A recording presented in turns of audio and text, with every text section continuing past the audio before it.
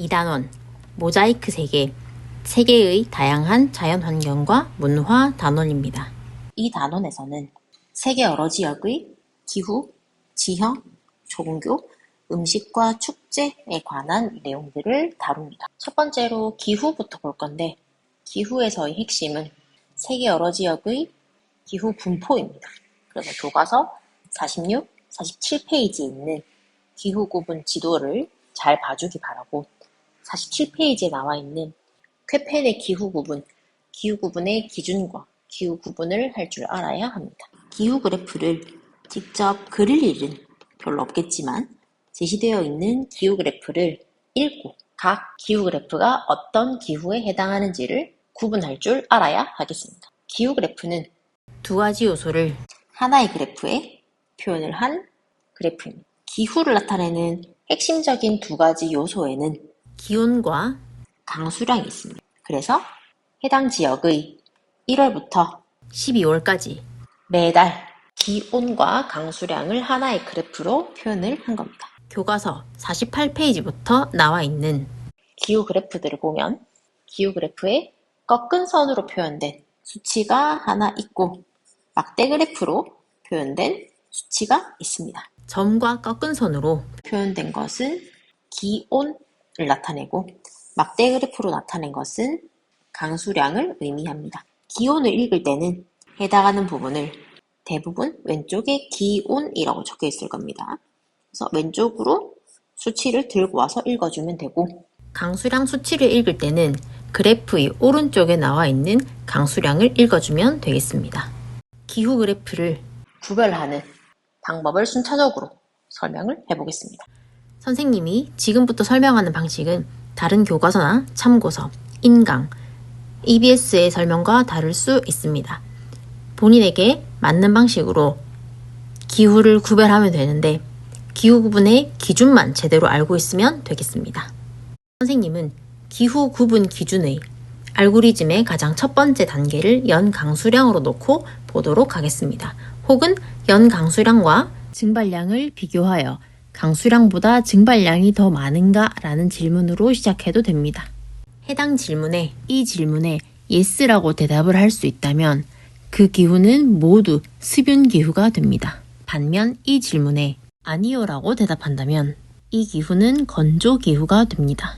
연 강수량이 500ml가 되지 않아 건조 기후라고 판별이 된다면 그 다음 해야 할 질문은 연 강수량이 250ml 이상인가? 입니다.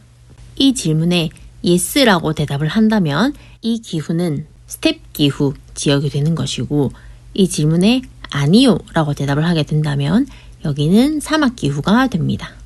다시 처음의 질문으로 돌아와서 연 강수량이 500ml 이상인가? 라고 하는 질문에 yes 라고 대답을 하게 된다면 그 다음으로 할 질문은 기온의 연교차가 5도씨 내외인가? 라고 하는 질문입니다. 여기에서 이야기하는 기온의 연교차라고 하는 것은 1년 12달 중에서 가장 더운 달의 평균 기온에서 가장 추운 달의 평균 기온을 뺀 값이 되겠습니다. 이런 연교차가 5도씨가 되지 않는다라는 말은 연교차가 굉장히 작다라는 것을 의미합니다. 연교차가 작다는 건 계절별로 기온의 변화가 크지 않다는 이야기고, 이 질문에 yes라고 대답을 하게 된다면 열대기후로 1차 구분을 할 수 있습니다. 이 질문에 아니다 라고 대답이 되면 연교차가 있는 기후이기 때문에 그 다음 기후 구분을 살펴봐야 되겠습니다. 1년간의 연교차가 5도씨 내외라서 열대기후라고 구분이 되면 그 다음으로 해보아야 할 질문은 1년간의 1월부터 12월까지의 기온 분포가 5도씨에서 15도씨 사이에 있는가라는 질문을 해봅니다. 이 질문을 해보는 이유는 저위도에 위치한 열대기후 지역은 기본적으로 연교차가 작고 온도가 굉장히 높고 더운데 반해 해발고도가 높은 곳에 위치한 열대고산기후 지역에서는 온도가 높게 나타나지 않기 때문입니다. 기온 분포에 관한 질문에서 기온 분포가 5도씨에서 15도씨 사이라는 질문에 아니라고 대답을 하게 되면 이 기후 지역은 우리가 흔히 알고 있는 더운 열대기후 지역이 됩니다. 수목기후인 열대, 온대, 냉대기후의 경우에는 2차, 3차로 기후를 구분할 때는 강수량과 강수 패턴으로 구별을 하게 됩니다. 이때 중요한 것은 건조한 시기가 있냐 없냐, 있으면 어느 계절에 있느냐랑 관련된 것인데, 건조하다의 기준이 열대, 온대, 냉대가 다르기 때문에 우리는 이 기준도 알아야 하겠습니다. 첫 번째로 열대 기후에서 건조하다라고 얘기를 할 수 있는 기준은 한 달 동안 내리는 월 강수량이 60mm가 되지 않을 때 건조하다라고 이야기를 합니다. 건조한 시기가 있으면 우리는 이 기후를 열대 사바나 기후랑 열대 몬순 기후로 구별을 하게 되고, 건조한 시기가 없다라고 하면 매달 비가 충분하게, 수균하게 비가 내린다 라는 이야기가 되고, 그러면 우리는 이 기후를 열대 우림 기후라고 구분을 합니다. 열대 기후라는 1차 기후 구분에서 건조한 시기가 있는가란 질문에 그렇다라는 대답을 하면 열대 몬순 기후와 열대 사바나 기후로 구분이 되는데, 이 둘을 구별하는 방법은 사실 기후학적인 전공적인 측면에서는 최소우월과 최다우월의 평균값의 배수를 가지고 구별하는 공식이 있기는 하지만, 그렇게 계산을 하면 고등학교 수준에서 너무 어려워지기 때문에 우리는 질문을 변형해서 구분하도록 하겠습니다. 비가 많이 오는 우기가 건기보다 긴가? 라는 질문과 비가 많이 내리는 우기일 때의 월 강수량이 400mm보다 많은가? 라는 질문을 같이 해봅니다.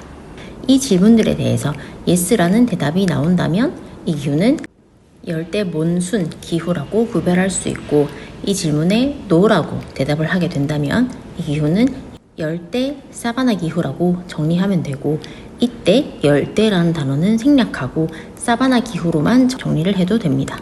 다음으로 살펴볼 기후대는 여기에 해당하는 온대기후, 냉대기후, 한대기후에 대해서 살펴보겠습니다. 이 세 기후를 구분하는 가장 우선적인 기준은 1월부터 12월까지 12달의 월 평균 기온 중 가장 더운 달, 가장 추운 달, 기온의 극값을 가지고 구분을 합니다. 그 중에 우선적으로 봐야 될 것은 가장 추운 달의 평균 기온입니다. 가장 추운 달의 평균 기온이 18도보다 높으면 그 말은 1년 12달 중에서 가장 추운 달도 평균 기온 18도보다 높다, 덥다는 의미이고 열대기후가 됩니다. 그런데 열대기후는 연교차가 작다는 핵심이 있기 때문에 그 이전의 질문에서 이미 구분이 다 됩니다. 다음으로 가장 추운 달의 평균 기온이 마이너스 3도에서 18도 사이다. 그러면 이는 온대기후가 되고, 가장 추운 달의 평균 기온이 마이너스 3도보다 낮아서 추우면 이는 냉대기후, 한대기후로 구분을 합니다. 이 중에서 온대기후의 2차, 3차 구분을 먼저 보고 다음으로 냉대, 한대기후를 구분해 보겠습니다. 온대기후도 열대기후와 마찬가지로 2차, 3차 구분을 할 때에는 건조한 시기가 있는지 없는지부터 구분을 해줘야 됩니다. 온대기후에서의 건조하다라고 하는 기준은 한 달 동안 내리는 비의 양인 월 강수량 30mm를 기준으로 합니다. 그래서 월 강수량 30mm보다 비가 적게 오는 달이 있으면, 그 말은 건조한 시기가 있으면 월 강수량이 30mm 미만인 건조한 시기가 여름인가? 라는 질문을 해봅니다. 이때 여름은 우리의 여름인 6, 7, 8월을 이야기를 하는 것이 아니라 기온 그래프를 봤을 때 기온이 높은 시기를 이야기합니다.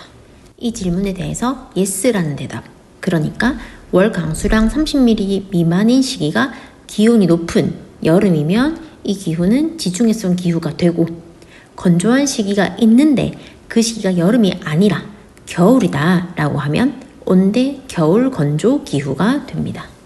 다음으로 기온 분포가 온대 기후로 분류가 되는데, 건조한 시기가 있는가? 라는 질문에 아니요 라고 하는 대답이 들면 이 기후는 1월부터 12월까지 모든 달에 월 강수량이 30mm 이상인 게 됩니다. 그렇게 되면 그 다음 질문으로는 가장 더운 달이 22도 이상인가? 라고 하는 질문을 해봅니다.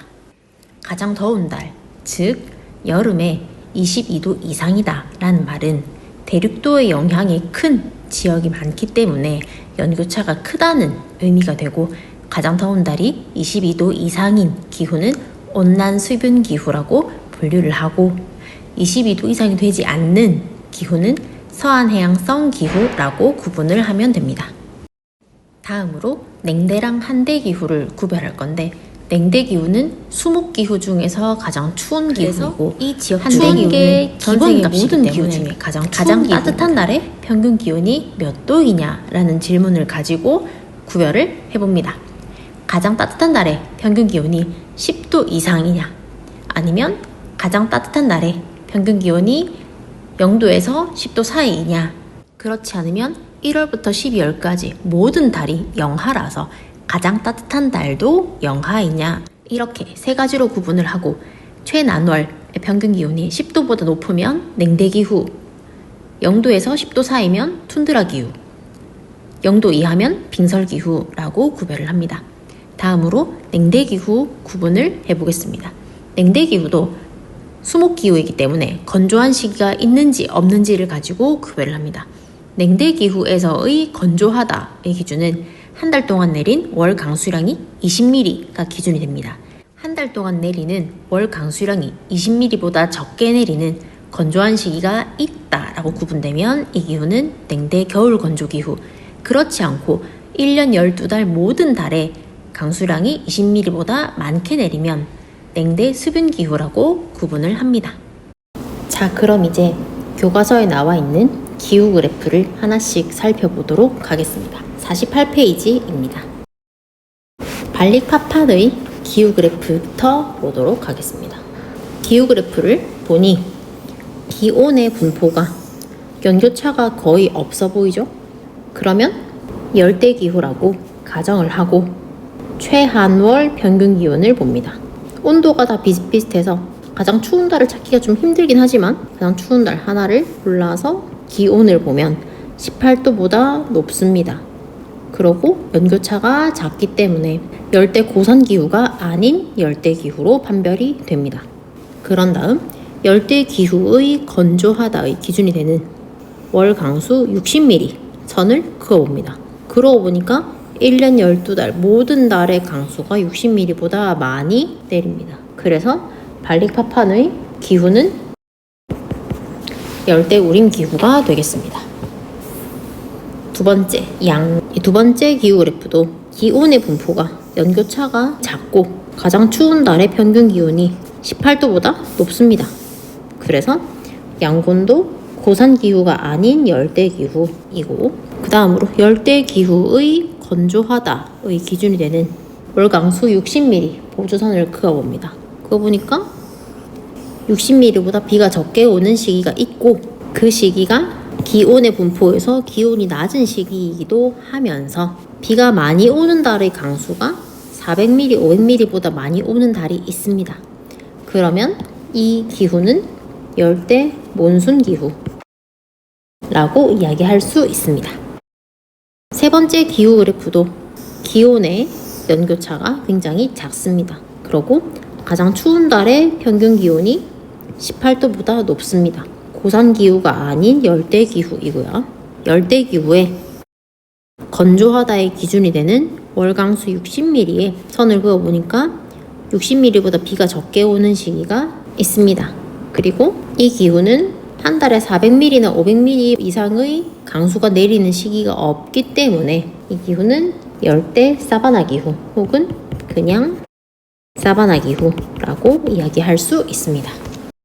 열대 우림 기후는 비를 내리게 하는 저기압, 저압대, 적도 저압대의 영향을 1년 내내 받기 때문에 저압대, 저기압의 영향을 받으면 비가 많이 와요. 그래서 1년 내내 비가 많이 옵니다.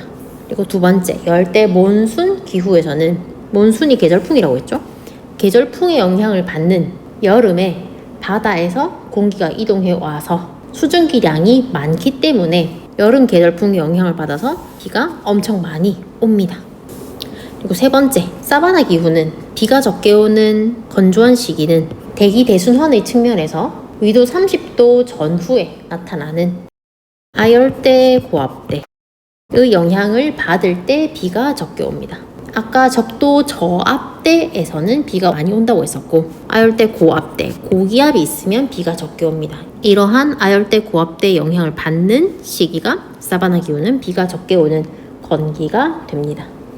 이어서 48페이지 아래쪽에 있는 키토의 기후 그래프를 보겠습니다. 키토의 기후 그래프를 보니 1년 내내 연교차가 별로 없는 월 평균 기온이 비슷비슷한 분포로 나타납니다. 그러면 열대기후라고 우리가 볼 수 있고, 그 다음 볼 것은 1년 내내 비슷비슷한 월 평균 기온이 한 5도에서 15도, 20도 사이에 있느냐입니다. 패턴을 보니까 그렇게 나타나죠? 그러면 이 기후는 열대 고산 기후가 됩니다. 건조기후의 분포는 지도를 참고하면 되겠습니다. 건조기후의 그래프입니다. 기후 그래프를 딱 봐도 비가 굉장히 적게 와 보입니다. 연 강수량을 주지 않는 케이스도 많긴 하지만 우리 시험에서는 연 강수량을 제시하도록 하겠습니다. 그래프를 봤을 때 강수량이 거의 없는 카이로의 기후는 사막기후가 되겠습니다. 그리고 울란바토르는 사막기후보다는 비가 좀 오는 편입니다. 그래서 월 강수량을 모두 더했을 때 300mm 정도보다 좀 많이 오는 걸로 계산이 됩니다. 그래서 연 강수량이 250에서 500 사이이기 때문에 스텝기후라고 정리하면 되겠습니다. 다음으로 온대기후입니다. 온대기후는 가장 추운 달의 평균 기온이 마이너스 3도에서 18도 사이에 분포하고 있습니다. 그래서 최한월 평균 기온으로 열대기후인 걸 찾으면 그 다음으로는 강수량과 강수 패턴으로 구별할 건데, 온대기후의 건조 기준은 월 강수 30mm입니다. 30mm 보조선을 그어보면 이 런던의 기후는 1년 12달 모두 30mm보다 많이 옵니다. 그러면 온대기후 중에서 수분한 기후가 되고, 온대기후 중에서 건조한 시기가 없으면 그 다음에 볼 것은 가장 더운 달 최난월 평균 기온이 22도보다 높냐 낮냐를 봅니다. 그래서 가장 더운 달의 평균 기온을 보니까 22도가 안 돼요. 그러면 서한 해양성 기후가 됩니다. 두 번째로 마르세유입니다. 가장 추운 달에 평균 기온이 마이너스 3도에서 18도 사이에 분포해 있습니다. 온대기후이고요. 그 다음 볼 것은 건조한 시기 여부인 월 강수 30mm 선을 그었을 때 30mm보다 적게 오는 시기가 있습니다. 온대기후에서는 건조한 시기가 있다라는 판별이 되면 그 건조한 시기의 계절이 여름이냐 겨울이냐에 따라서 기후 구분이 달라집니다. 마르세유는 건조한 시기의 기온이 높아요. 여름이란 뜻이겠죠. 여름에 건조한 지중해성 기후가 됩니다.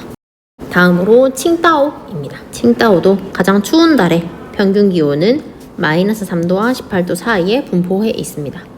온대기후이고요. 그 다음 볼 것은 건조하다의 기준인 월 강수 30mm 선을 그어봅니다. 월 강수 30mm보다 비가 적게 오는 시기가 있고, 이 시기의 기온이 낮습니다. 겨울이란 뜻이에요. 겨울에 건조한 온대 겨울 건조기후가 됩니다.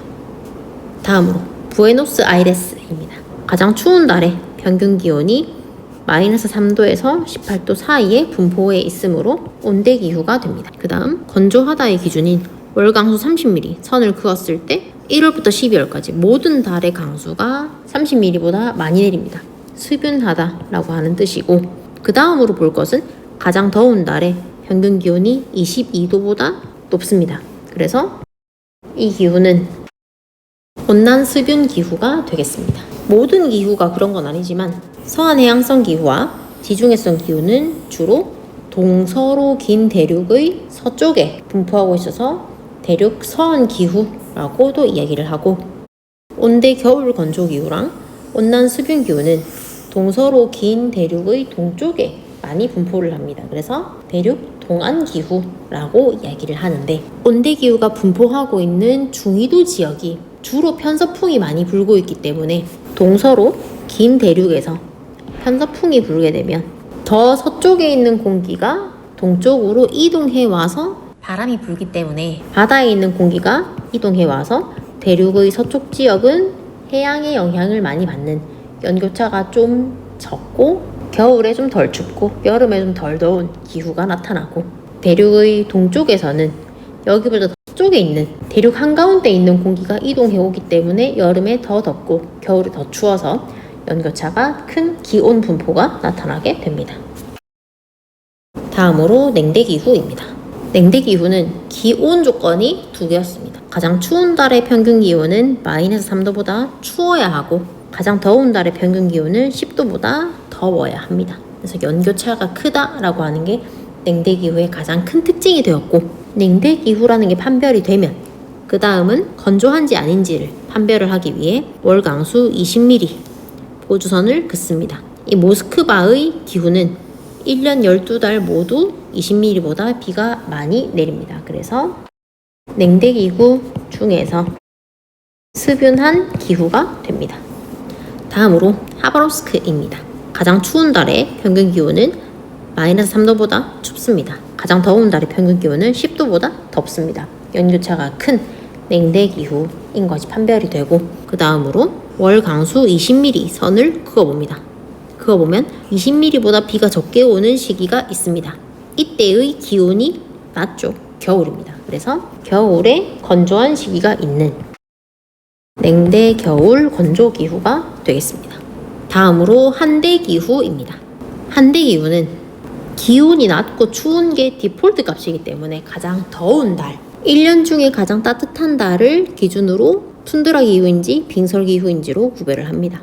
그래서 가장 따뜻한 달의 평균 기온이 0도보다 높은 기온의 분포가 나타나면 툰드라 기후가 됩니다. 반면에 가장 더운 달의 평균 기온도 영하인, 그래서 1년 내내 영하인 기후 지역은 빙설 기후라고 이야기를 합니다. 그래서 교과서에 있는 기후 그래프는 여기까지 보도록 하고 지형으로 넘어갈 건데, 세계의 대지형과 관련한 자원은 에너지 자원 할 때 같이 보도록 하고, 우리는 교과서 66페이지 세계적인 여행 자원으로 활용되는 다양한 지형과 함께 여기 나와 있는 국가들의 위치를 한번 보도록 하겠습니다. 먼저 건조지형입니다. 건조지형은 주로 건조기후 지역에서 많이 나타납니다. 첫 번째로 나오는 페트라라고 하는 곳은 붉은 장미의 도시라고 하는 별명이 있고, 수천 년 전에 무역 중심지이자 나바테아 제국의 수도로 번성을 했던 곳입니다. 이 페트라는 1895년 유네스코 세계문화유산에 등재가 되었고, 페트라에 있는 시크 협곡이 사진에 보이는 협곡인데 여기는 계곡이란 뜻입니다. 그런데 건조기후 지역에 있어서 평소에는 물이 흐르지 않다가 비가 올 때만 간헐적으로 가끔 물이 흐르는 하천의 하곡이 됩니다. 그래서 학술적인 표현으로 건천이라고 불리고 지리학적으로는 와디라고 부르기도 합니다. 그래서 비가 내리면 이 계곡의 급경사들 사이로 물이 흘러내려서 이렇게 물이 강을 이루어 흘러가는 모습을 볼 수가 있습니다. 두 번째로 볼 건조 지형은 미국에 있는 메사 뷰트입니다. 이렇게 탁자처럼 높이보다 폭이 더 넓은 걸 메사라고 하고 폭이 더 좁은 곳을 뷰트라고 합니다. 메사랑 뷰트는 수평을 이루고 있는 단단한 경암층, 퇴적층이 단단한 돌과 연약한 돌, 단단한 돌과 연약한 돌 이렇게 번갈아서 나타나는 경암층과 연암층이 층층이 켜켜이 있는 고원이나 대지에 잘 발달을 합니다. 이러한 고원이나 대지에 있는 단단한 퇴적암들이 지표면에 발달한 전리나 균열을 따라서 강물이나 빙하, 바람 같은 것들에 의해서 침식과 풍화가 진행이 되는데, 이 과정에서 부드러운 연암층들이 먼저 깎이게 되고, 그러다가 위에 있는 단단한 상부의 경암층이 하부에 있는 부드러운 연암층이 침식되는 것을 가로막아 만들어지는 독특한 지형입니다.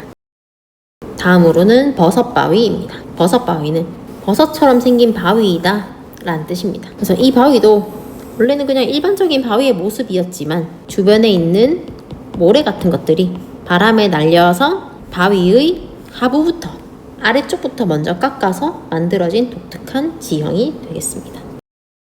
다음으로는 빙하 지형입니다. 노르웨이에는 피오르라고 불리는 독특한 해안선의 모양이 관광 자원으로 많이 발달되어 있습니다. 노르웨이는 지질학적 시대에서 가장 최근의 빙하기 때 빙하로 덮여있던 지역입니다.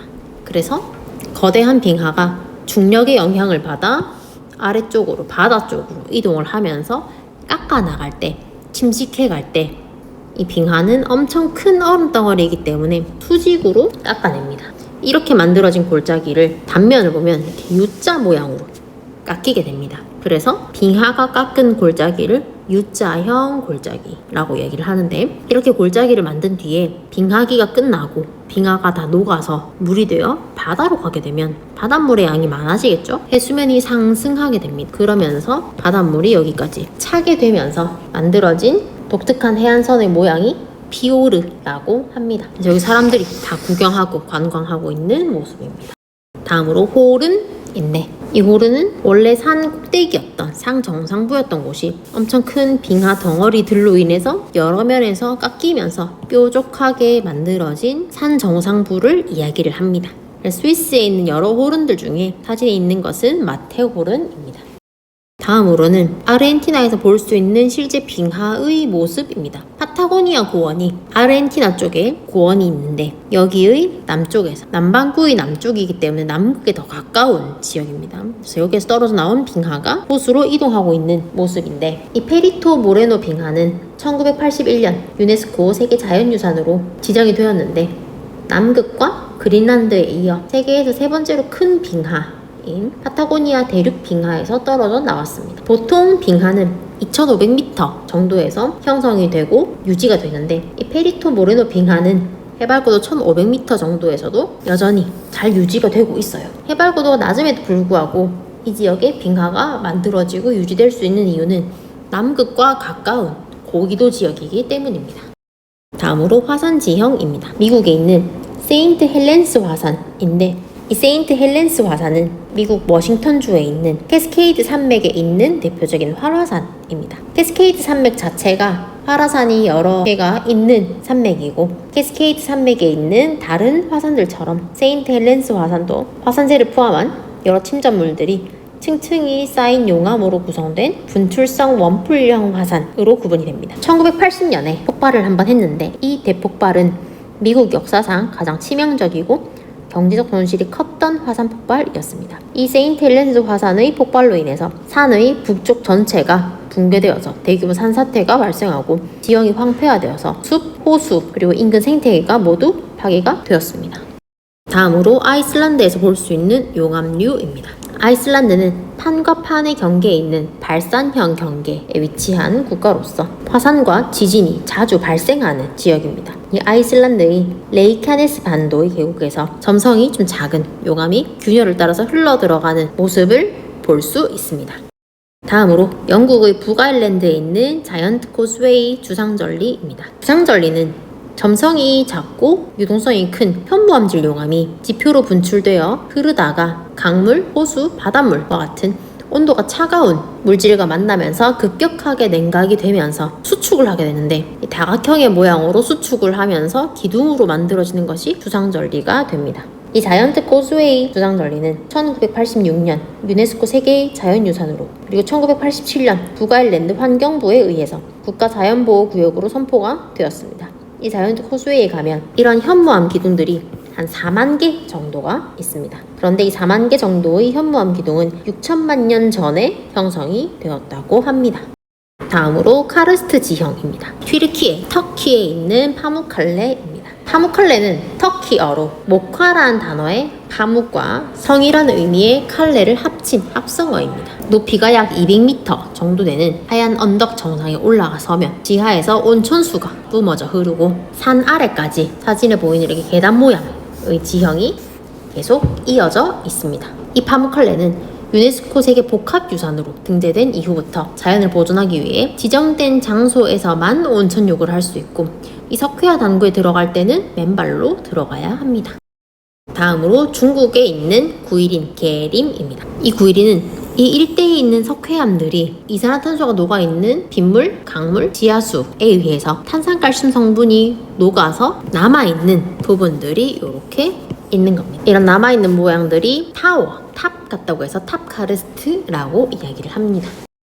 다음으로 마다가스카르에 있는 베마라하 칭기 국립공원에 있는 그랑칭기입니다. 이 그랑칭기도 탑 카르스트처럼 전체가 석회암으로 이루어져 있는데 이산화탄소가 녹아있는 빗물이나 강물이나 지하수에 의해서 탄산칼슘 성분이 녹아서 남아있는 부분들이 바위가 뾰족뾰족하게 있는 모습입니다. 교과서 66, 67페이지에 나와 있는 독특한 지형들이 분포하고 있는 국가들을 보겠습니다. 건조지형 중에 1번으로 봤던 요르단은 사우디아라비아 인근에 있고, 미국은 우리가 잘 아는 것처럼 북아메리카에 있습니다. 볼리비아는 라틴 아메리카에 있는 국가입니다. 다음으로 빙하 지형을 볼 수 있는 국가는 주로 고위도에 있거나 해발 고도가 높은 곳에 위치해 있는데, 노르웨이는 유럽의 고위도에 위치해 있고 퓨르가 굉장히 많이 있는 유명한 국가입니다. 다음 스위스는 프랑스, 독일, 이탈리아로 둘러싸여져 있는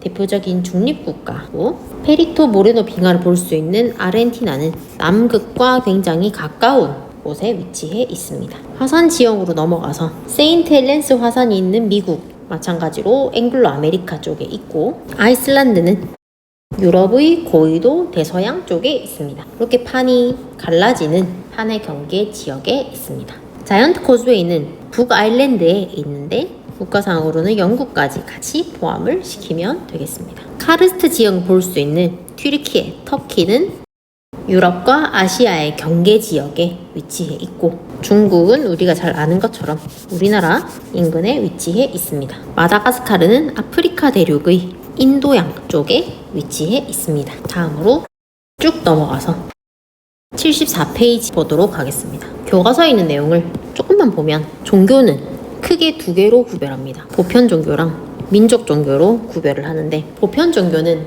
어떤 특정 국가나 민족이나 문화나 연령에만 적용할 수 있는 가치가 아니라 전 인류에게 공통적으로 적용할 수 있는 그런 사랑이나 희생이나 양보 같은 가르침을 중요시하며 교리를 전파하는 종교로 크리스트교, 이슬람교, 불교 같은 것들이 있습니다. 민족 종교는 특정 민족에 국한된 종교로서 대부분의 경우에 우리 민족이 해당 국가랑 민족에 밀착된 종교로 힌두교랑 유대교가 대표적인 민족 종교가 됩니다.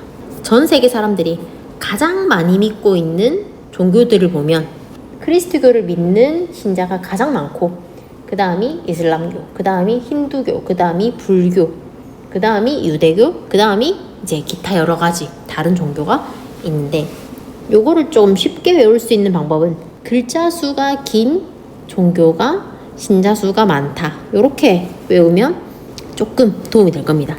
크리스트교 5글자, 이슬람교 4글자, 힌두교 3글자, 불교 2글자, 요렇게 크리스트교, 이슬람교, 힌두교, 불교를 세계 4대 종교라고 이야기를 합니다.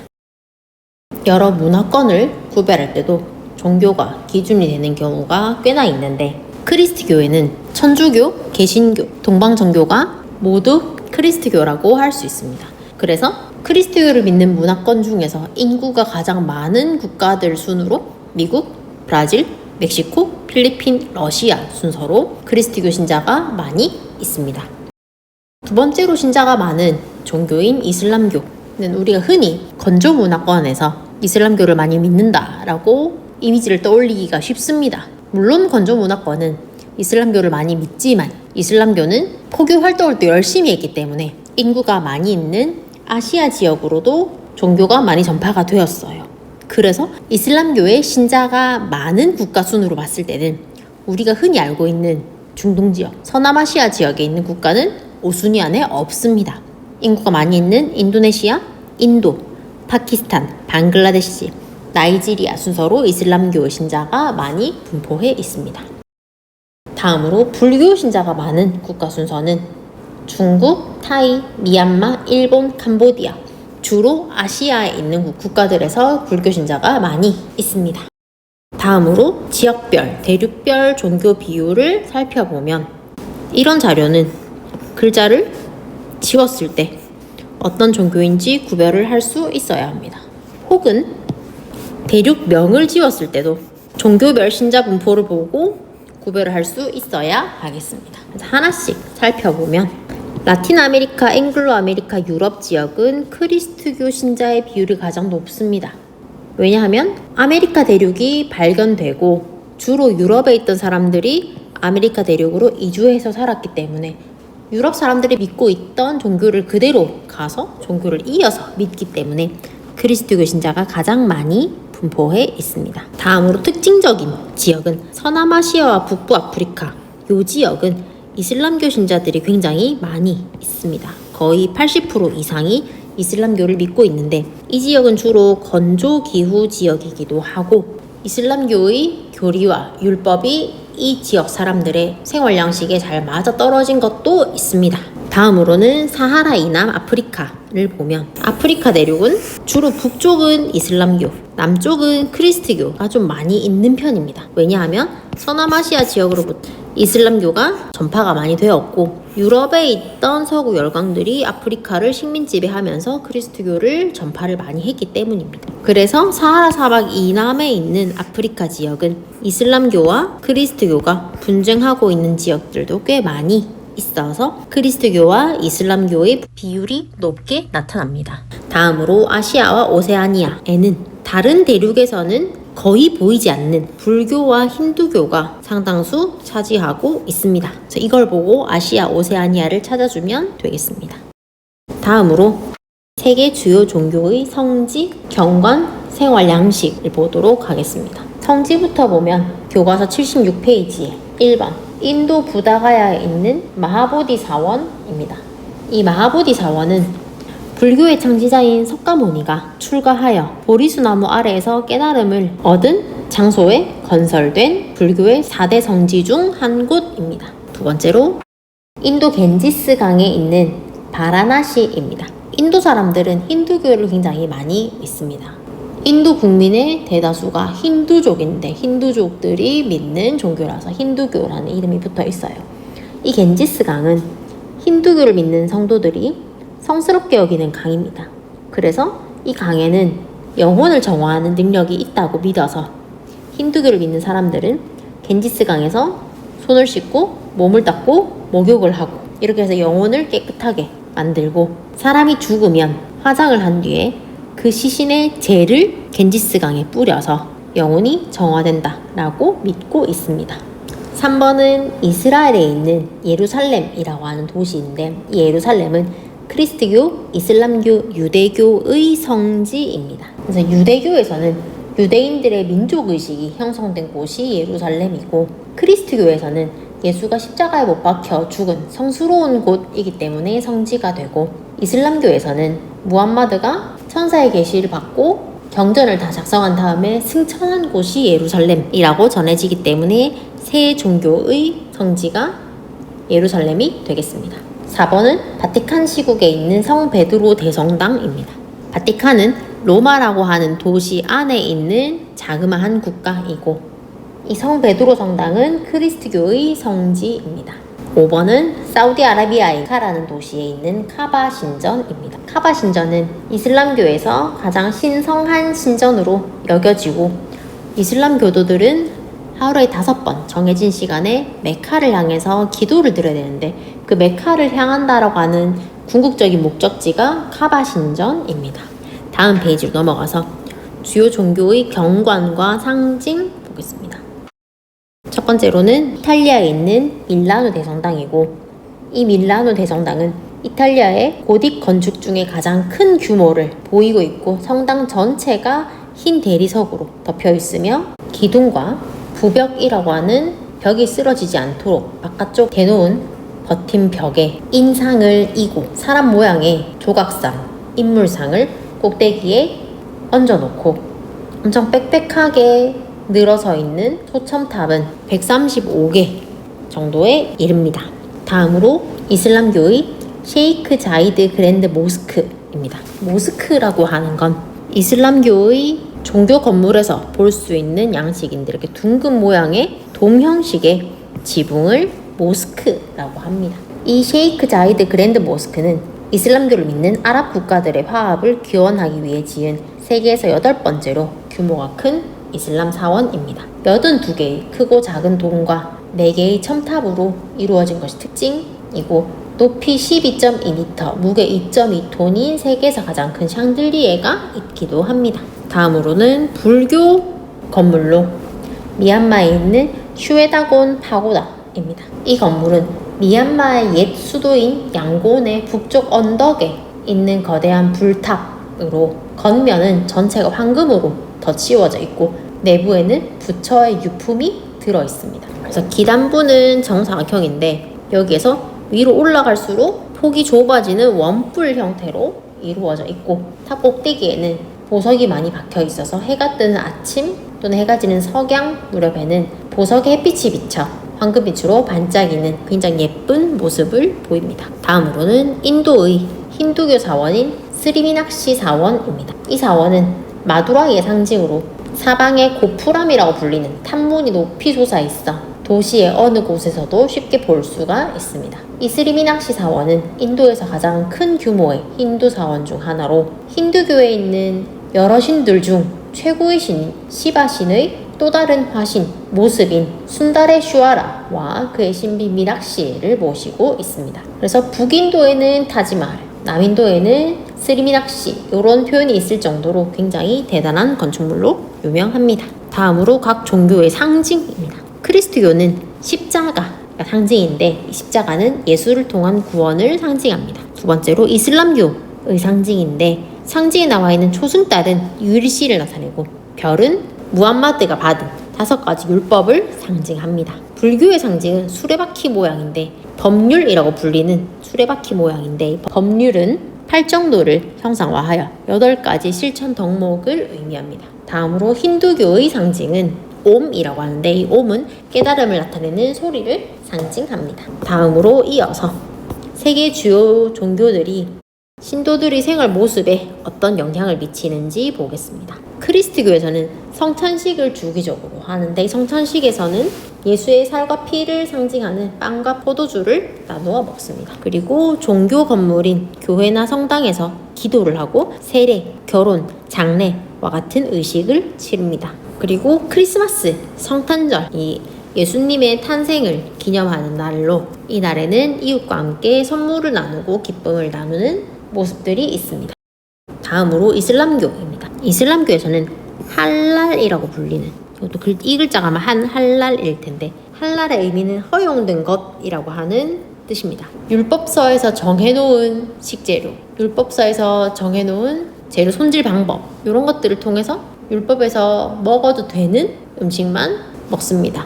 그런 율법에서 정해놓은 절차를 통과한 음식을 할랄이라고 합니다.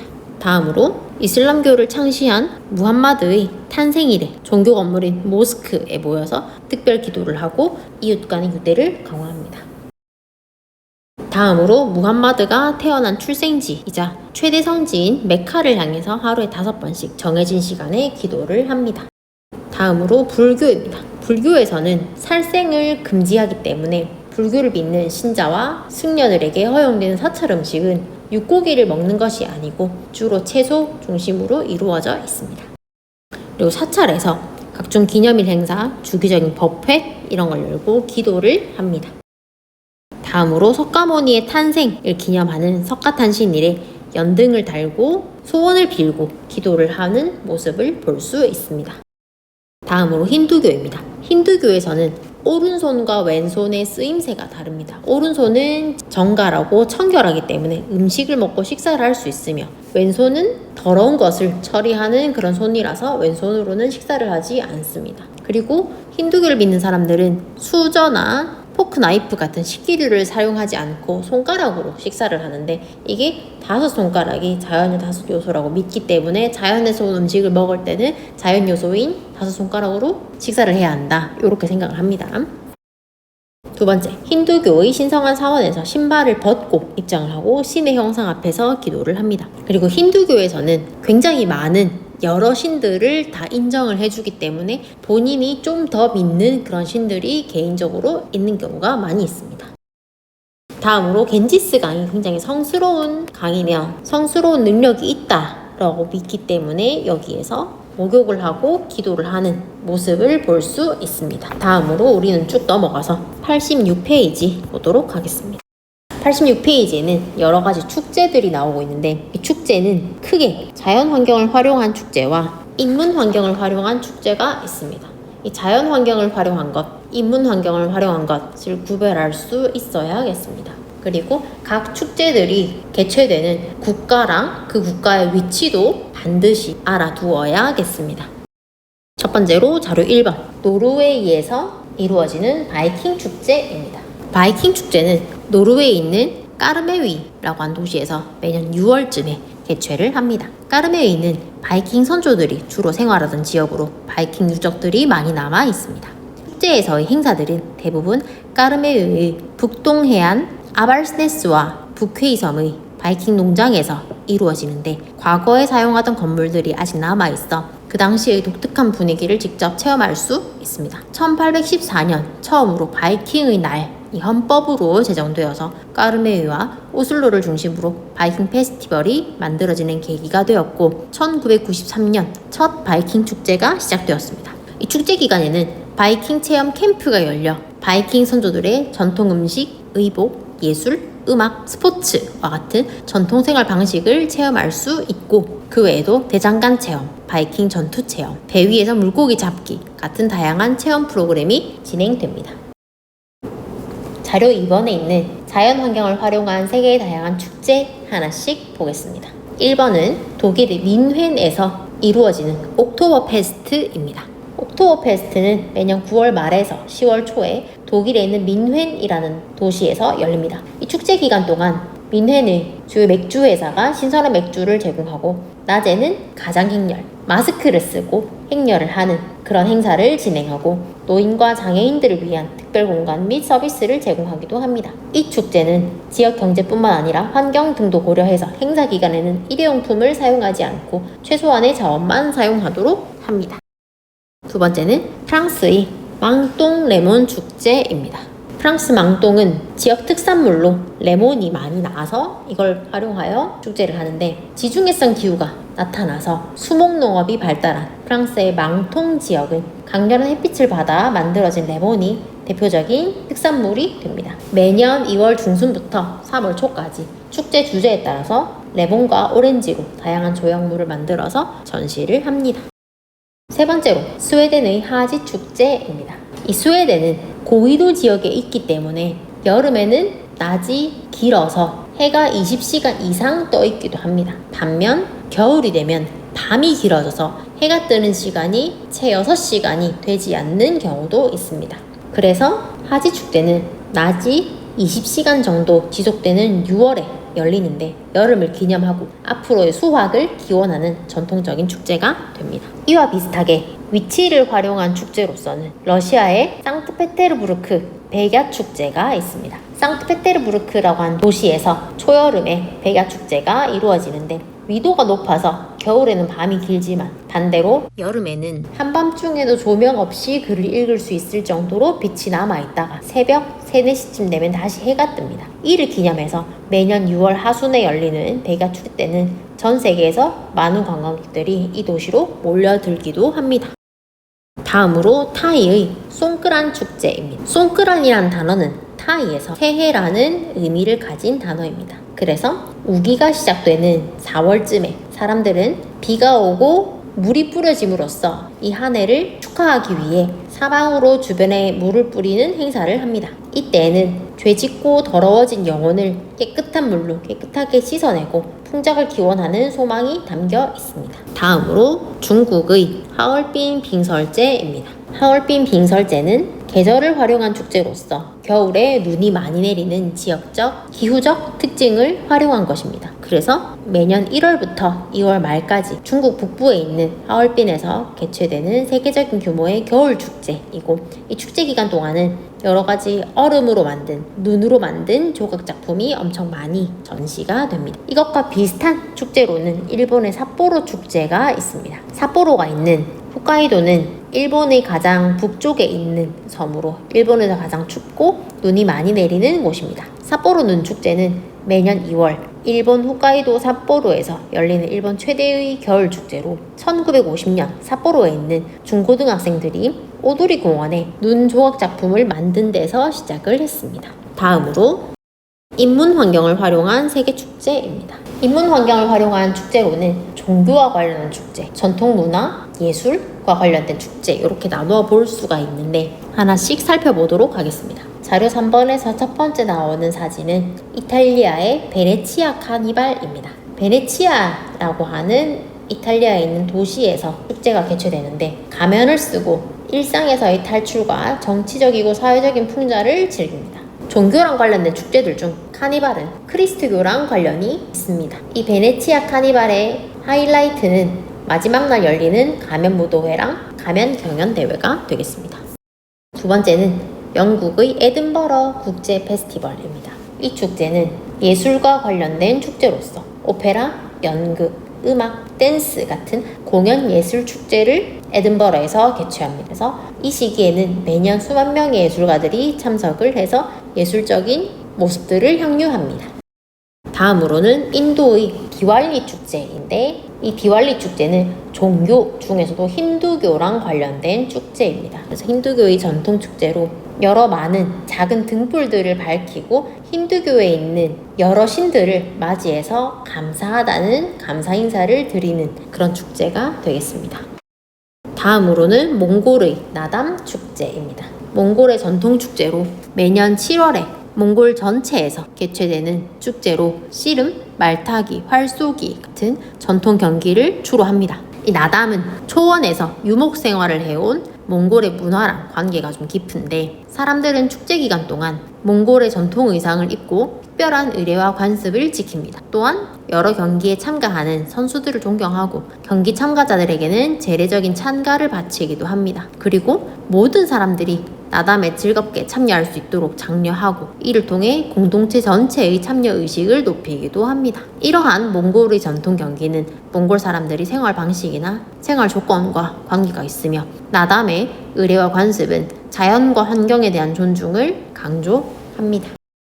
다음으로 튀니지의 사하라 축제입니다. 튀니지는 사하라 사막의 북쪽에 있는 지중해와 맞닿은 국가로 옛날에 대상들 이동하며 상업적 활동을 하던 이 상인들의 경유지였습니다. 튀니지의 두즈는 옛날 대상들 이동하며 상업 활동을 하는 대상들의 경유지였는데 이 두즈에서는 사하라를 배경으로 말경기, 낙타레슬링, 전통 음악과 춤 등의 사막 문화 체험 축제가 열립니다. 매년 6월에 페루의 쿠스코에서는 쿠스코 태양제가 열리게 되는데 잉카 제국 때부터 개최되었습니다. 이 쿠스코 태양제는 한해 농사의 풍작을 기원하며 태양에게 감사를 드리는 행사가 되겠습니다. 이 88페이지에 나와 있진 않지만 우리 교과서 90페이지를 보면 리우 카니발이 나와 있습니다. 이 리우 카니발 역시 종교와 관련된 축제 중에 크리스트교와 관련이 있기 때문에 한번 같이 살펴보도록 하겠습니다. 카니발이라고 하는 축제는 전 세계 카톨릭 국가들을 중심으로 열리는 크리스트교 축제입니다. 부활제의 40일 전부터 광야에서 수행한 예수를 위해 참여하는 사순절이 시작되는데 그에 앞서 3일에서 7일 동안 마음껏 먹고 서커스, 가면 무도회, 거리 축제 같은 것들을 즐기던 풍습이 오늘날의 카니발로 자리 잡았습니다. 리우 카니발은 브라질의 리우데자네이루에서 매년 사순절 전날까지 5일 동안 개최가 되며 그 규모와 화려함에 있어서 전 세계 최고라는 평가를 받고 있습니다. 리우 카니발의 하이라이트인 삼바 퍼레이드는 리우데자네이루 지역에 결성되어 있는 200개 정도의 삼바 학교에서 1년 동안 준비해 버리는 행사라는 특징이 있습니다. 삼바 경연 대회이기도 한 삼바 퍼레이드는 다른 카니발과 차별되는 리우데자네이루만의 독자적인 행사로 리우 카니발을 세계적인 축제로 발전시켰습니다. 그러면 페이지를 더 넘어가서 우리는 94페이지 대단원 마무리를 하도록 하겠습니다. 이 단원에서 우리가 기후, 지형, 종교, 음식과 축제를 보았습니다. 기후는 단편적인 오늘의 날씨, 기상현상이 아니고 최소 30년 이상 누적되어져 온 평균적인 대기 상태를 의미합니다. 이런 기후를 알 수 있는 기후 요소는 기온, 강수, 바람 같은 것들이 있고 이런 기후에 영향을 미치는 기후 요인에는 위도, 수륙분포, 지형, 해발 고도 같은 것들이 있습니다. 다음으로 여러 기후들을 살펴봤는데 각 기후의 영향을 받은 사람들의 생활 모습을 보면 열대 기후에서는 기본적으로 덥고 비가 좀 많이 온다는 특징이 있습니다. 그래서 고상가옥을 짓고 살고 있고, 사람들이 전통적으로는 이동식 화전 농업을 하며 살았습니다. 그런데 서구 열강의 식민 지배 이후 플랜테이션 농업을 많이 하기도 합니다. 건조 기후 지역에서는 물이 부족하기 때문에 물을 따라서 이동하면서 목축을 하는 유목 생활을 했고, 물이 있는 오아시스에서 오아시스 농업을 하거나 물이 많은 곳에서 물을 끌어와서 농사를 짓는 관계 농업 같은 것들을 해왔습니다. 다음으로 온대 기후는 사람도 살기 좋고 농사도 짓기가 좋습니다. 그래서 여러 가지 농업들이 발달을 했는데, 유럽 쪽에서는 혼합 농업이 발달을 했고, 지중해성 기후에서는 수목 농업이 발달했고, 계절풍이 부는 지역에서는 벼농사를 주로 해왔습니다. 냉대와 한대 기후에서는 기본적으로 춥기 때문에 툰드라 기후 지역에서는 집에 있는 열이 지표로 나가는 걸 방지하기 위해서 고상가옥을 지어 생활을 하거나, 냉대 기후에서는 타이가와 같은 침엽수림이 있어서 그거를 활용한 임업을 하거나, 한대 기후에서는 풀이나 나무가 자라기 힘든 환경이기 때문에 술록 유목을 하며 사람들이 생활해 왔습니다. 옛날에 살던 사람들은 기후에 순응하며 살았지만 우리는 과학기술이 발달한 현대에 살고 있기 때문에 불리한 기후 환경을 극복하기도 합니다. 그래서 태양광 발전, 관광산업, 농산물 재배 기술을 개발하고 바닷물을 담수화하는 그런 기술까지 발달을 시켜서 인간은 기후적인 조건을 극복해 나가고 있습니다. 두 번째로는 지형인데, 대지형은 크게 안정육괴, 고기습곡산지, 신기습곡산지로 이루어지고 있고, 안정육괴는 지각 변동이 잘 이루어지지 않는 땅으로 순상지와 구조평야가 있고, 고기습곡산지는 고생대에 만들어진 산지로 그레이트 디바이딩 산맥, 에팔레치아 산맥 같은 것들이 있습니다. 신기습곡산지는 신생대의 조산운동으로 인해 만들어진 산맥으로 알프스 산맥, 안데스 산맥, 히말라야 산맥 같은 것들이 있습니다. 이런 대지형과 관련한 인간 생활을 보면, 대평원에서는 평평한 땅이기 때문에 농사를 많이 짓고, 산지에서는 관광업을 하는 곳들이 많이 있습니다. 그리고 고기습곡산지에는 석탄이 많이 나기 때문에 탄광이 발달한 곳이 많이 있고, 신기습곡산지에서는 농사를 짓거나 광업을 하거나 탄의 경계인 지역들이 꽤나 있어서 지열 발전을 하기도 합니다.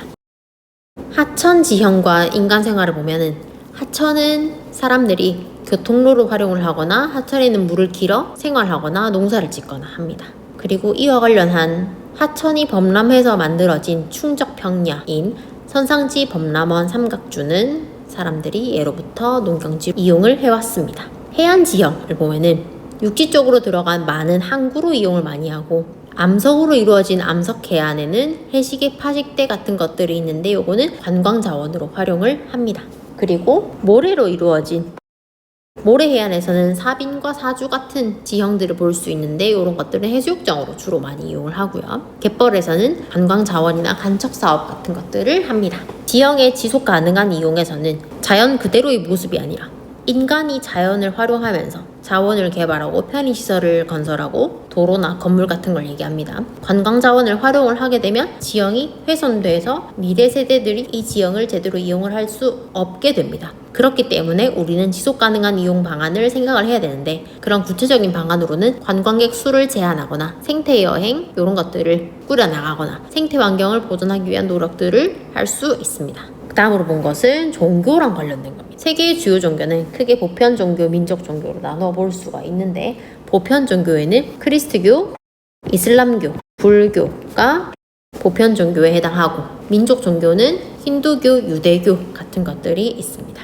이러한 세계 주요 종교의 성지와 경관을 보면, 크리스트교의 성지는 예루살렘이고 종교 경관은 십자가와 종탑에 있습니다. 이슬람교의 성지는 메카이고 종교 경관은 대표적으로 모스크가 있습니다.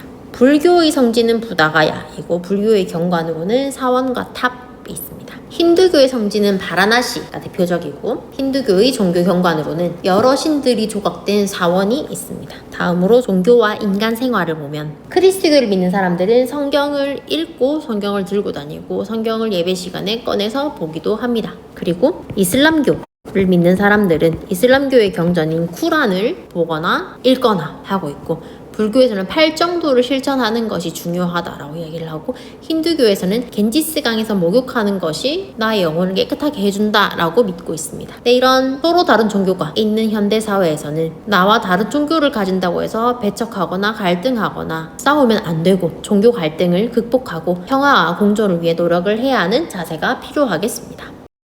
다음으로는 음식과 축제인데, 음식은 자연 환경의 영향을 받은 음식도 있고 인문 환경의 영향을 받은 음식들도 있습니다. 자연 환경의 영향을 받은 것들은 기후나 지형이나 식생 같은 것들이 다르기 때문에 지역별로 문화가 다양하게 나타나게 되고, 인문 환경의 영향을 받은 음식으로는 인간 생활에 많은 영향을 끼치는 종교나 역사, 산업에 따라서 새로운 음식 문화가 나타나기도 합니다. 다음으로 세계의 다양한 축제를 보도록 하겠습니다. 축제는 크게 자연 환경을 이용한 축제가 있고 인문 환경을 이용한 축제, 이렇게 두 가지로 구별을 해볼 수가 있는데, 자연 환경은 축제가 개최되는 도시나 국가의 위치, 고緯도에 있거나 해서 낮 길이가 유난히 길어서 그런 것들을 기념할 수 있는 스웨덴의 하지 축제나 러시아의 상트페테르부르크 백야 축제 같은 것들이 있을 수 있고, 다음으로는 그 지역의 기후 또는 계절을 활용한 축제로는 우기를 기념하는 타이의 송크란 축제, 겨울의 눈이 많이 오는 것을 이용한 일본의 삿포로 눈 축제와 중국의 하얼빈 빙설제 같은 것들이 있습니다. 세 번째로는 그 지역의 독특한 기후 환경으로 인해서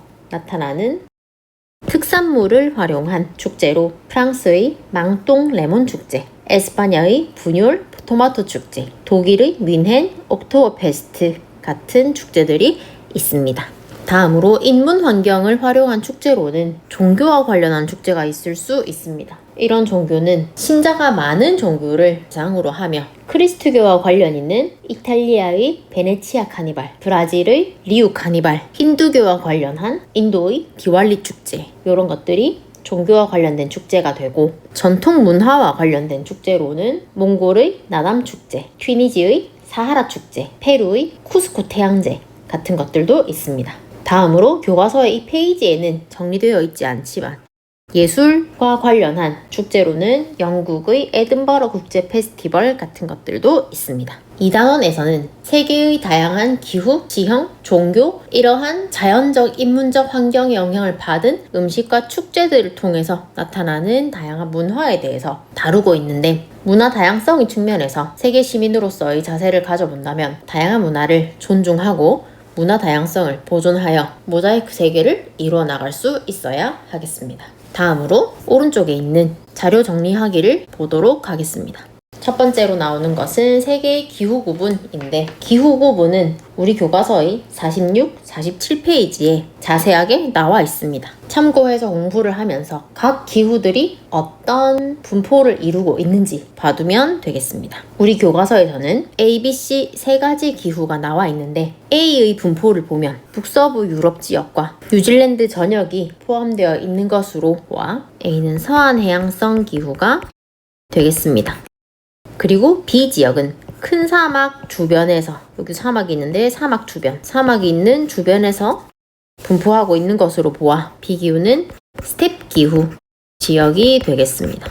다음으로 C 기후는 적도가 지나는 지역의 인근에 있는 것으로 보아 C는 사바나 기후가 되겠습니다. 7번입니다. A에서는 서한 해양성 기후에서는 호남농업이 이루어진다. 맞는 표현이 되겠습니다. 8번. B는 C보다, 스텝 기후는 사바나 기후보다 식생의 밀도가 높다. 식생의 밀도는 식물이 잘 자랄 수 있는 기후 환경에서 식생의 밀도는 높게 나타나는데, 기본적으로는 열대 기후가 식물이 자라기에 필수적인 요소인 기온과 강수 조건을 충족하기 때문에 열대 기후 지역의 식생 밀도가 높게 나타납니다. 그래서 8번의 진술은 틀린 것이 되겠습니다. 다음으로 세계의 주요 대지형을 볼 건데, 대지형은 전 지구의 지표를 크게 세 가지로 구별을 할 수가 있습니다. 지구의 지질시대적 구분으로 봤을 때 가장 먼저 시원생대 때 만들어진 땅을 우리는 안정육괴라고 합니다. 시원생대 때 만들어졌기 때문에 수십억 년의 시간을 지나면서 약한 부분이 다 풍화심식되어 떨어져 나가고, 현재 우리가 관찰할 수 있는 남아있는 땅들은 굉장히 안정적인 땅 덩어리라고 하는 뜻입니다. 그 다음은 고생대 때 습곡 운동에 의해서 만들어진 산맥을 포함한 산지인 고기습곡 산지입니다. 이런 고기습곡 산지에서는 석탄과 같은 광물 자원이 나오기도 하고 뒤에 나오는 신기습곡 산지랑 비교한 산지의 모습이 출제가 될 수도 있습니다. 다음으로 나오는 대지형은 신생대 때 습곡 운동으로 인해서 만들어진 산맥을 포함한 신기습곡 산지입니다. 이러한 신기습곡 산지는 비교적 최근인 신생대 때 습곡 운동에 의해 만들어졌기 때문에 고기습곡 산지에 비해 형성 시기가 최근에 만들어졌고 산의 높이가 높으며 산세가 험준하고 경사가 급한 특징이 있습니다. 고생대 때 형성된 땅에서는 석탄이 채굴되고 신생대 때 형성된 땅에서는 석유가 채굴될 수 있습니다. 그리고 지도를 보면 A에 나와 있는 초록색 부분에는 유명한 고기습곡 산맥들이 표시가 되어 있습니다. 산맥들을 살펴보면 스칸디나비아 반도에 있는 고기습곡 산맥의 이름은 스칸디나비아 산맥입니다. 그리고 호주의 동쪽에 있는 고기습곡 산맥은 그레이트 디바이딩 산맥입니다. 세 번째로 미국의 동쪽에 있는 고기습곡 산맥은 에팔레치아 산맥입니다. 이러한 유명한 고기습곡 산맥이 표시되어져 있는 이 A 지역은 고기습곡 산지가 되겠습니다. 다음으로 주황색으로 표시된 B 지역은 또 우리가 알아두어야 될 산맥이 몇 가지가 있습니다. 아프리카 대륙의 북쪽에 있는 산맥의 이름은 아틀라스 산맥입니다.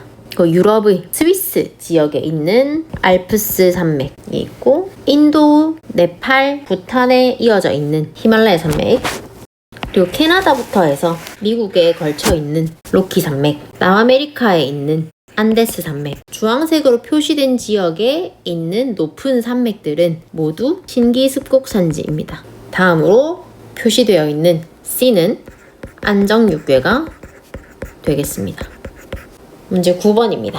A는 B보다, 고기습곡 산지는 신기습곡 산지보다 화산과 지진이 자주 발생한다. 화산과 지진이 자주 발생하는 것은 지각이 움직이고 지각 아래쪽에 있는 멘트의 대류 운동에 의해서 나타나는 현상이고, 이러한 화산과 지진은 판의 경계 부분에서 주로 많이 일어납니다.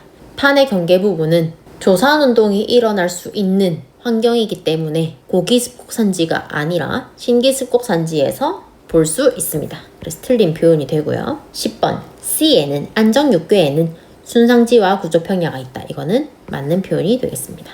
다음으로 지역별, 대륙별 종교 비율입니다. 이런 그래프나 도표를 가지고는 A, B, C를 가려서 종교를 찾아라 라고 물어볼 수도 있고, 대륙을 가리고 각각의 종교 분포를 통해서 대륙을 찾아라 라는 문제를 충분히 낼 수가 있습니다.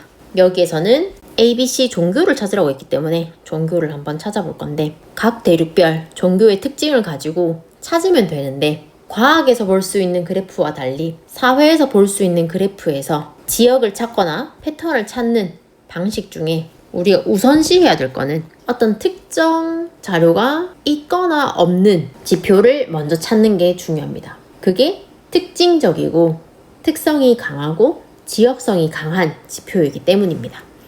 그래서 우리에게 주어진 그래프를 보아하니 A, B, C 중에서 C의 지표가 아시아, 오세아니아에서만 좀 많이 나타납니다.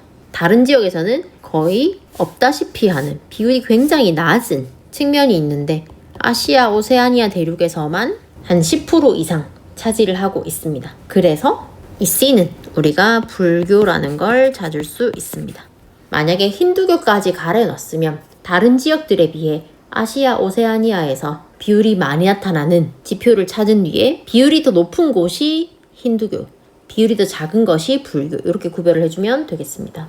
왜냐하면 세계 주요 종교의 신자 수를 비교했을 때 힌두교와 불교 중에서 불교의 신자 수가 더 많기 때문입니다. 그러고 나서 A랑 B를 보니까 A는 주로 라틴 아메리카, 앵글로 아메리카, 유럽 지역에 많이 있고, B는 서남아시아랑 북부 아프리카 지역에서 80% 이상을 나타내고 있습니다. 이러한 패턴으로 보아 A는 크리스트교, B는 이슬람교인 것을 찾아낼 수 있습니다.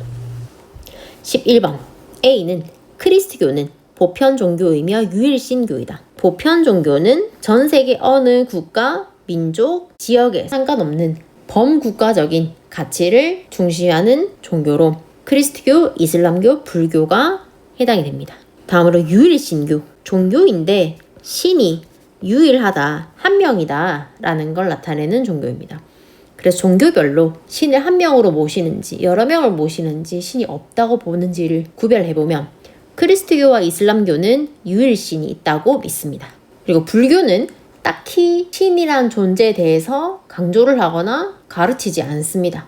누구나 부처가 될 수 있다 이렇게 이야기를 하지만 그 부처가 신이라고 하는 표현을 쓰진 않습니다. 그래서 신이라고 하는 존재에 대해서 인정하지 않는다라고 보면 되겠습니다. 다음으로 힌두교는 세계 주요 종교들 중 신이 여러 명이 있는 종교입니다. 그래서 다신교라고 이야기를 합니다. 다시 문제로 돌아와서 A. 크리스교는 보편 종교 맞고요. 유일신교 맞습니다.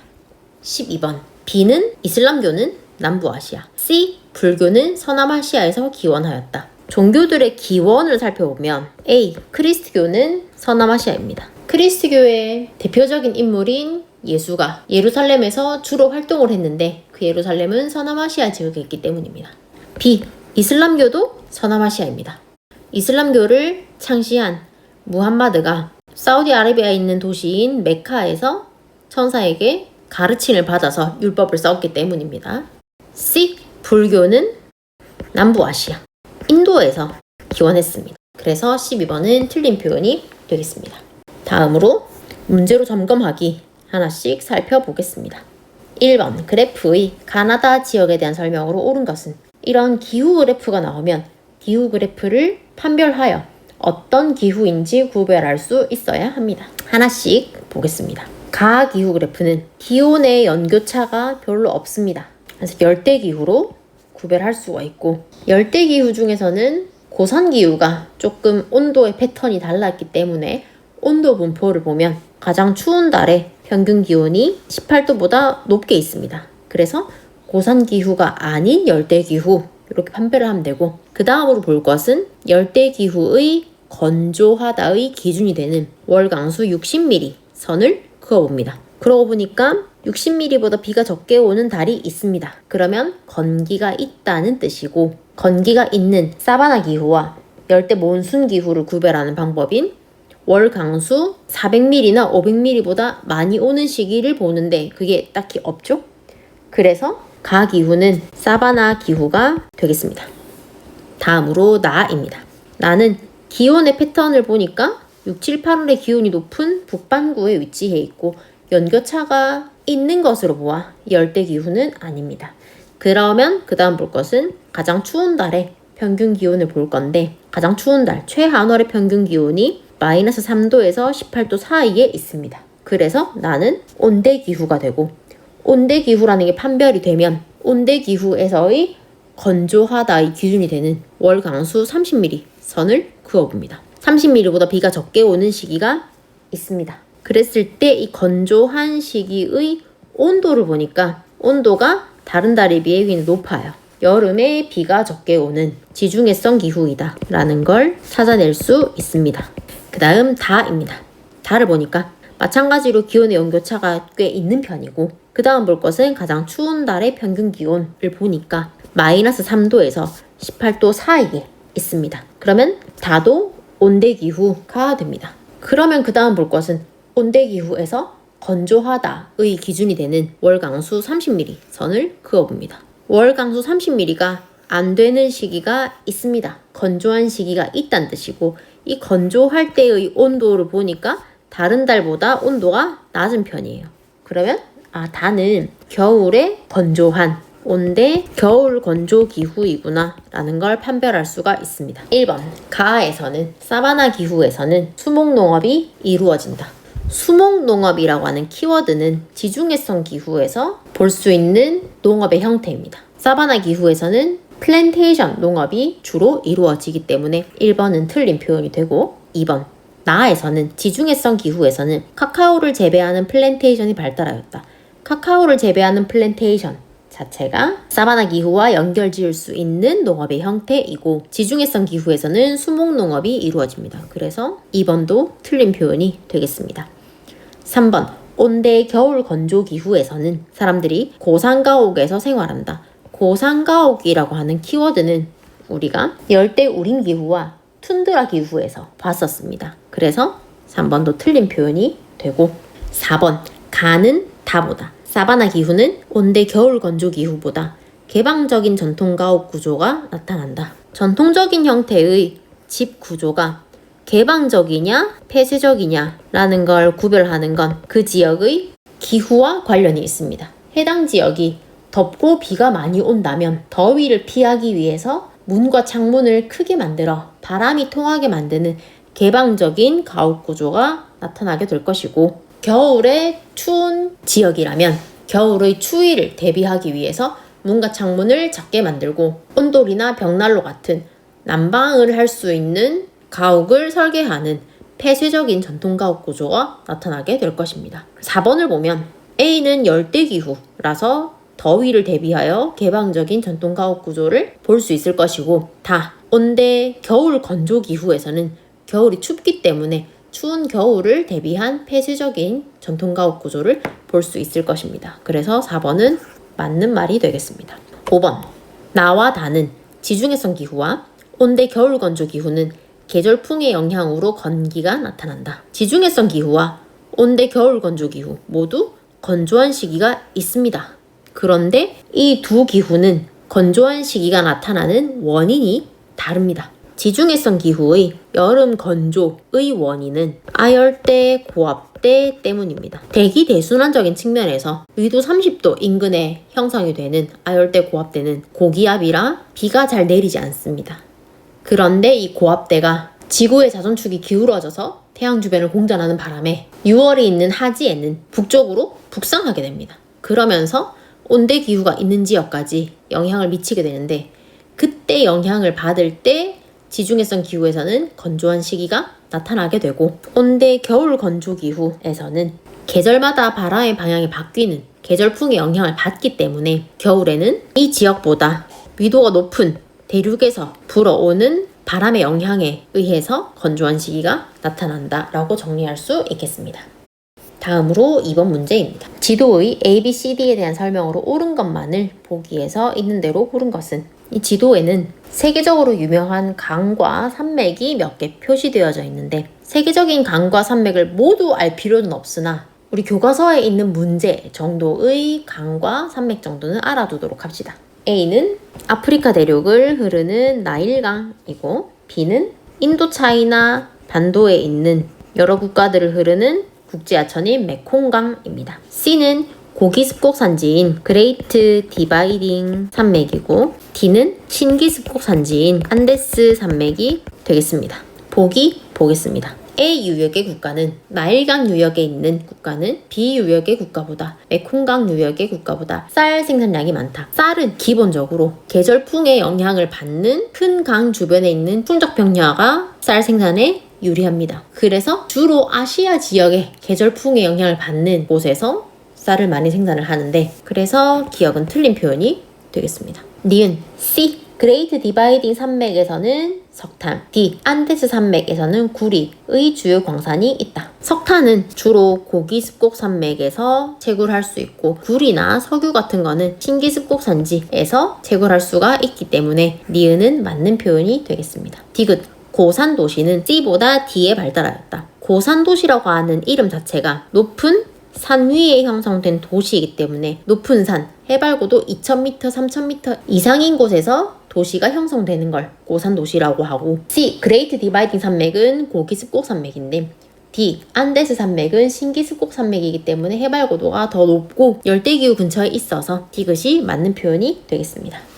다음으로 3번 문제입니다. 가나 종교의 특징과 인간 생활 모습을 비교하여 서술하시오. 단 보편 종교, 민족 종교란 단어를 포함해서 서술을 합니다. 가는 모스크라고 하는 단어와 돔 형태의 지붕과 뾰족한 첨탑이 같이 있는 모습을 통해 이슬람교라는 걸 찾아낼 수 있어야 하고, 나는 스리미낙시 사원 이름이나 혹은 인도라고 하는 표현을 통해서 힌두교 사원이구나 라는 걸 추론할 수 있으면 됩니다. 그러면 서술을 한번 해보면, 가는 이슬람교로 보편 종교이고 이슬람교의 율법인 쿠란에 있는 가르침에 따라 사람들이 생활을 합니다. 반면 나는 힌두교로 민족 종교이고 힌두교의 율법서가 절대적인 게 있는 것은 없으나 힌두교를 믿는 사람들이 가장 신성시하는 곳이 겐지스강입니다. 그래서 겐지스강에서 목욕을 하며 죄를 씻는다 라고 정리할 수 있겠습니다.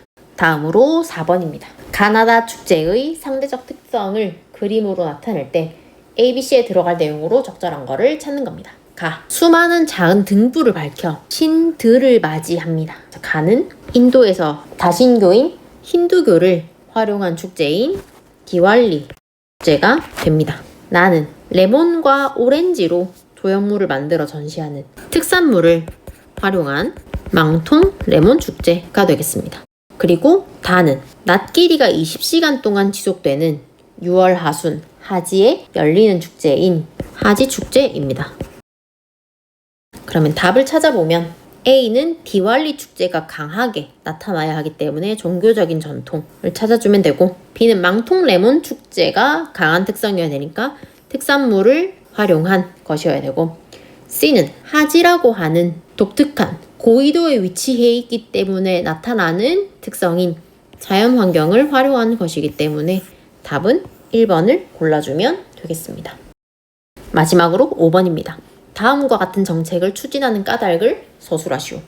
유네스코는 보호 가치가 있는 문화를 무형 문화유산으로 등재해 보존한다. 문화적인 가치가 있는 거를 무형유산으로 선별을 하여 보존을 한다는 건데, 무형 문화유산은 해당 공동체와 집단의 환경, 자연, 역사의 상호작용에 따라 재창조한 각종 지식, 기술, 공연예술, 문화적 표현, 이런 모든 것들을 아우릅니다. 유네스코는 이러한 다양한 문화를 보존하기 위해서 2003년 무형문화유산 보호협약을 채택을 했고 보존하고 유지하려고 합니다. 정리를 해보면 이 문화가 나타나는 해당 지역의 문화 정체성을 보존하고 세계의 다양한 문화를 이해하고 존중하는 태도를 지니기 위함이다 라고 정리하면 되겠습니다.